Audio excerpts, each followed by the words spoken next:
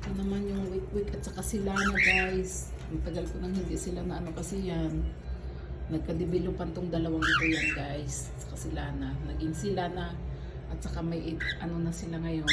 Itlog nga. At saka may isang napisa na. Yung medyo malaki-laki na guys. Tingnan nyo.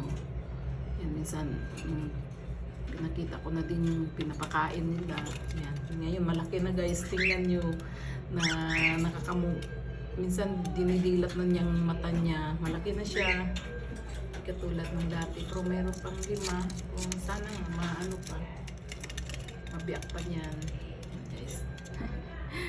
Yung akala mong si Wilfred noon na palagi lang namin ginagamot. Dinadala namin sa hospital din sa mga ibon. Mga hayop na yan guys. Kaya yan. May mga gamot yan sila guys. Healthy sila yan. Healthy yan sila guys. Silaga yan sila. May mga vitamins. Hello, Wikwik! Matapang na si Wikwik ngayon guys. Hindi na namin siya ano kasi nga may itlog siya.